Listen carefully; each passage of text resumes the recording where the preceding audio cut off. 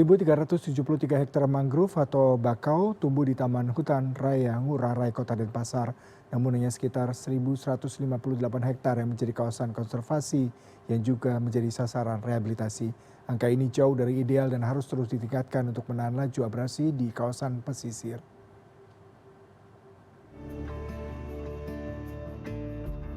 Fungsi dipeliharanya ekosistem mangrove salah satunya untuk melindungi garis pantai sebagai penahan intrusi air laut, penyaring polutan, menyerap karbon dalam jumlah besar. Dan yang tak kalah penting, menjadi rumah dan tempat berkembang biak dari beragam biota, sekaligus sebagai mata pencarian masyarakat pesisir. Penting bagi semua pihak, mulai pemerintah, sektor swasta, kelompok masyarakat hingga masing-masing individu untuk mengambil peran masing-masing guna melindungi dan menanggulangi masalah di kawasan bakau. Karena ini merupakan tanggung jawab sosial kita bersama, bukan dari kelompok nelayan saja, mungkin dari masyarakat luas. Karena kita pun kesini sudah berkontribusi kepada alam, kita sudah mengeluarkan karbon dioksida, di mana kita harus bisa punya flashback balik lagi untuk tanggung jawab kita kepada lingkungan.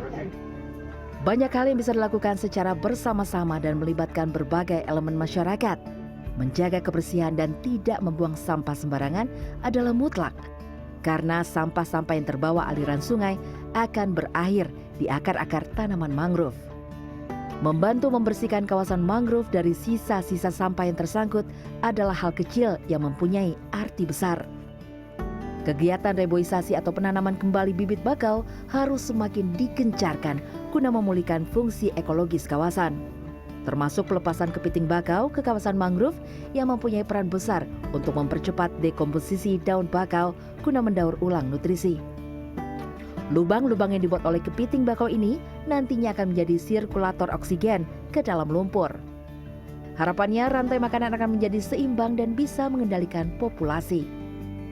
Hari ini kita melakukan penanaman 10.000 pohon sebagai simbolik untuk Simbar Segara, salah satu KUB di Bali, di mana ini menggambarkan bahwa kita pun di bank bukan hanya sekedar untuk institusi yang intermediasi, tapi kita justru giving back ke komunitas, ke masyarakat. Sebenarnya tutupan lahan di kawasan kami ini sudah hampir 80%.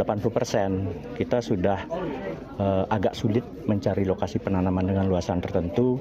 Makanya tadi dilakukan penanaman dengan pola khusus.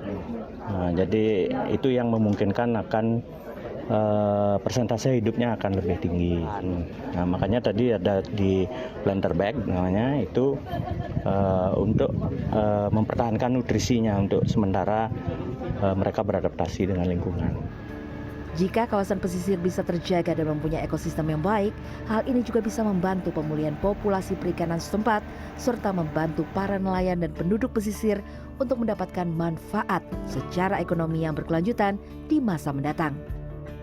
Kartika Widowati, Denpasar, Bali.